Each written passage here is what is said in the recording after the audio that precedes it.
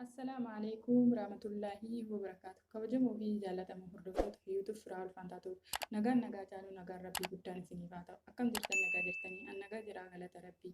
Isin akkam nagaa keessanii isiniin jecha hordoftoota kiyya jaallatamoo fi kabajamoo warroonni viidiyoo kana ilaaltan hundumti keessanuu mi'a al tokko sabiskiraaybii naa godha. Iddoo diimtuu sannaa tokko viidiyoo duwwaa ilaaltanii biraa hin bahinaa jechuudha. Anna sabiskiraaybii naa tokko laayikii naa tokko gatii irraan kafaltan waan taateef sabiskiraaybii naa godha, laayikii naa godha. Isiniin jedha kabajamoo fi jaallatamoo hordoftoota kiyya sheer naa godha. Na jajjabeessaa isiniin jedha hordoftoota kabajamoo fi jaallatamoo. Isin jaalladhaa bakkee jirtaniin nagaa caalu nagaan Rabbii hunduma keessaniif haa ta'u jecha hadha kallattiiwwan gara viidiyoo hadha qabadhee isinii dhufeetitti isin seensisa jechuudha. Hordoftoota kiyya jaallatamoo fi kabajamoo na wajjin tura. Hanga viidiyoo xumuraa na wajjin ta'a. Hordoftoota kiyya jaallatamoo fi kabajamoo. Mata dureen kiyya guyyaa har'aa jaalalaa fi bultii jedha. Jaalalaa fi bultii bareedduu wajjin dabarsuu fi wajjin turuu fi akkam gochuu qabna kan jedhu qabxiilee 8 qabadhee isinii dhiyaadha jechuudha. Bultii bareedaa fi jaalala bareedaa akkam jiraachuu dandeenya? Akkamii wajjin turuu dandeenya? Bultii bareedduu akkamii horachuu dandeenya? Hoo maal goone horachuu dandeenya? Kan jedhu qabxii 8 isinii qabadhee isinii dhiyaadha jechuudha. Na wajjin tura. Tokkoffaa yeroo hunda gaarii ta'uu. Yeroo hunda gaarii ta'uun baay'ee murteessaadha kabajamoo fi jaallatamoo hordoftoota kiyya. Yeroo hunda gaarii ta'uu abbaa manaatiif yookiin haadha manaa keetiif yeroo hunda gaarii ta'uun baay'ee barbaachisaadha. Jireenya keessan gara fuulduraatti oofachuufis ta'ee jireenya gaarii wajjin jiraachuufis ta'ee gaarii ta'uu yookiin abbaa manaa yookiin haati manaa badaa hoo taate jireenyi sun fashalaa'uu danda'a jechuudha. Jireenya qajeelaa yookiin jireenya hanga dhumaa wajjin jiraachuu dhabuu dandeettan jechuudha. Kanaafuu gaarii ta'uun haadha manaati birattis ta'ee abbaa manaati birattis ta'ee barbaachisaadha jechuudha. Gaariin rabbuma garuu rabbii biratti isinillee gaarii hoo hojii taata hoo waan gaarii waliin yaaddan baay'ee barbaachisaadha. Jireenyi keessa isii fufinsa qaba jechuudha. Kanaafuu gaarii walii ta'uun barbaachisaadha. Gaarii walii ta'uu. Lammaffaa yeroo beekuu qabna. Yeroo baay'ee amma fakkeenyaaf yeroo beekuu qabna yoo isiniin jedhamu fakkeenyaaf yeroo haasofnu beekuu qabna. Yeroo waa mari'achuu beekuu qabna. Yeroo hundumaa jireenya keenya keessa yeroo beekuu qabna. Wanti nama biratti mari'achuu hin dandeenye jira ta'uu danda'a. Wanti nama bira dubbachuu hin barbaanne jira ta'uu danda'a. Yeroo beeknee akkasii waan barbaanne tokko waan fedha qabnu tokko yeroo beeknee dubbachuun barbaachisaadha jechuudha. Kanaafuu yeroo beekuu qabna jechuudha. Yeroo marii beekuu qabna. Karoora baafachuu qabna jechuudha. Jireenya keenya keessaa yeroo kan mari'annaa sa'aatiin kun hirriibaa, sa'aatiin kun ka'umsaa, sa'aatii dalagaa maali sanii oduun jedhin yeroo beeknee hoo wajjin mari'anne jireenyi keenya galma gahuu danda'a jechuudha. Sadaffaa jaalala keenya keessatti yookiin bultii keenya keessatti nama biraa nama sadaffaa seensisuu dhabu. Nama sadaffaa seensisuu jechuun jireenya keessan diiguu jechuudha. Hiriyaa keessan ta'uu danda'a, hiriyaa akka badaa jaalattan ta'uu danda'a, maatii keessan ta'uu danda'a. Kana keessa seensisuun garuu jireenya keessaniif bultii keessaniif baay'ee barbaachisaadha miti. Amma fakkeenyaaf abbaa manaa keetii fi yookiin haadha manaa keetiif wal lolteerta ta'uu danda'a, waliin odeerta ta'uu danda'a. Rakkinni isin jidduu jiru ofii keessanii mari'attanii hiikuu otoo qabdanuu otoo dandeettanuu nama sadaffaa itti seensistanii jireenya keessan waa'ee keessan keessa jiru nama biraa dhageessiftanii saniin booda jireenya keessan gara hin taanetti oofuu irra isin nama sadaffaa seensisuu baattanii ofii keessanii mari'attanii rakkina qabdanillee hoo jiraate hoo hiiktan bareeda jedhee yaadaan. Kanaafuu nama sadaffaa jireenya keessan keessa abaddan hin seensisinaa jechuudha. Jireenyi keessa hoo akka diigamuu hoo akka jireenyi keessan waan biraa ta'u waan gara biraatti jijjiiramu hoo feetan malee jechuudha. Jireenya keessan keessa nama sadaffaa abaddan hin seensisinaa jechuudha. Haadha keessa, abbaa keessa, obboleessa keessa, obboleettii keessa maa hin taane nama tokkochi hin seensisinaa jechuudha. Arfaffaa hiriyaa gaarii fi walii fi amanamuu qabdan jechuudha. Hiriyaa gaarii walii ta'uu qabdan. Fakkeenyaaf hiriyaa gaarii waliin taphachuu qabdan, waliin kolfuu qabdan, waa hunda waliin mari'achuu qabdan, garaa keessa wal dhoksuu hin qabdan. Bakka hiriyaa gaarii akka hiriyaan gaariin namaa ta'u jechuudha. Ta'uu qabdan jechuudha.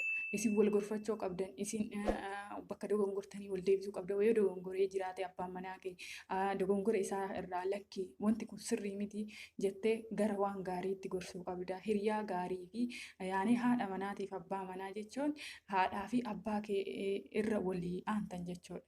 Innaa kana waan ta'eef waan gaarii walii yaaduu qabdanii hiriyaa gaarii walii ta'uu qabdan jechuudha. Kana waan ta'eef hiriyaa gaarii fi walii fi amanamaa ta'uu qabdanii jechuudha. Shanaffaa nama hiriyaa taatanii filachuu qabdan. Nama akkamiitii hiriyaa ta'uu qaba? Namni badaa fi gaariin jira jechuudha. Nama akkamii nama duraan nama tokko hiriyaa ta'uun duratti nama kun maali jettee yaani akka barattee hiriyaa ta'uun duratti nama tokko yommuu baratte jechuudha.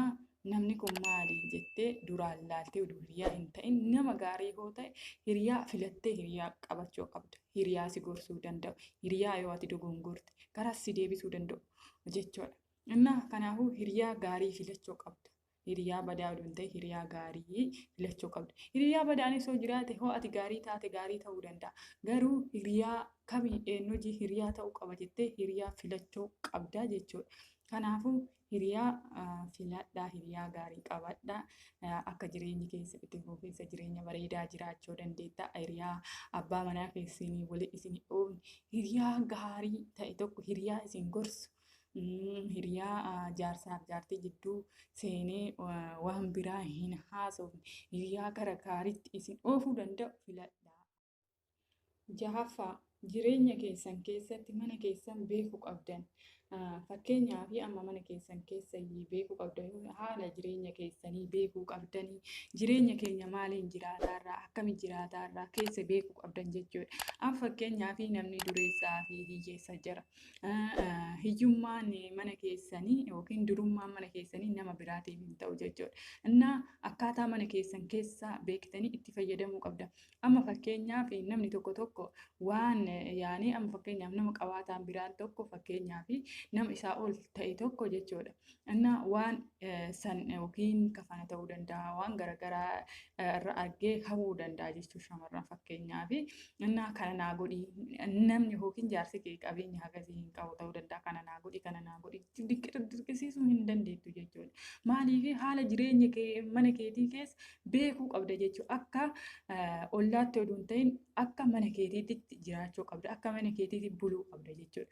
Kana waan ta'eef jireenya keessan mana keessa ofii keessanii beekuu qabda. Dhiiras ta'e dhalaas ta'e jechuudha. Kana waan ta'eef mana keessan jireenya keessa ofii keessanii beekaa, ofii keessanii murteessaa. Haala jireenya keessanii ofii keessanii yaaduu qabda waan ta'eef jireenya keessan mana keessan beekuu qabdanii waan mana keessan keessa jiru beekuu qabdan. Akka ollaatti osoo hin ta'in akka mana keetiitti jiraachuu, akka mana keetiitti buluu jechuudha. Torbaffaa galatoomii hojii jechuu qabdu. Galatoomii jechuu yeroo jennu fakkeenyaaf jaarsi kee hadiyyaa garaagaraa waan garaagaraa jaartinis bituu dandeetti. Namni tokko fudhateetuma zimmi jedha. Akkas jechuu oduu hin ta'in akka namni sunis gammadu yookiin akka jaartiin ta'e yookiin akka jaarsi gammadu yoo barbaade waan sii bite irratti yoo akkas barbaadde jechuudha. Galatoomii jedhii. Haati manaas abbaan manaas galatoomii jedhii.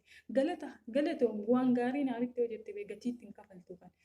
Kana waan ta'eef galatoomii hojii jedha. Galatoomii jechuun baay'ee murteessaadha. Akka isinis yookiin akka abbaa manaas yookiin akka haati manaatis gammaddee waan san jettu jechuudha. Isin gammaddee jaalattee jennaan yookiin sii bittee miti yookiin chokkoleetii maaf hin ta'in gammaddee itti jaalattee jennaan sii bittee miti gammachiisu sii bitanii miti waan ta'eef galatoomii hojiin jechuun baay'ee murteessaadha jechuudha. Wanta tokko hoo haati manaas abbaan manaas sii godhe galatoomii walii jedha jechuudha. Saddeetaffaa fi inni dhuma yeroo yaada gaarii walii dabarsitan wal jabeessuu qabdan. Yaada gaarii fakkeenyaaf waa akkanaa gochuu qaba haati manaa keessoo fi abbaa manaa keessa waa akkanaa gochuu qaba. Waa akkanaa sirreessuu qaba yookiin waa akkanaa gochuu qaba waan tokko yaada isaa hoo sii ibse yookiin yoo sii ibsite yaada kana deeggaruu ni qabda. Yaada gaarii hoo ta'e jechuudha yaada gaarii qofa.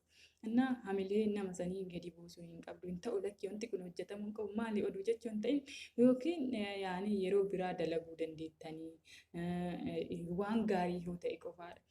Kanaafuu hamilee isii buusuu hin qabdu yookiin hamilee isaa buusuu hin qabdu. Jajjabeessuu ni qabda. Haa dalaguu waan danda'e namni tokko hoo tattaafate taa'urra yoo tattaafatte iddoo gaariis ga'uu danda'a, waan gaariis gochuu danda'a, hawaas barachuu danda'a. Hoo callisee taa'ee garuu homa takka barachuu hin danda'u, waan gaarii gochuu hin danda'u. Kanaafuu yaada gaarii yeroo walii dhiyeessitan wal jajjabeessuu qabdanii jechuudha.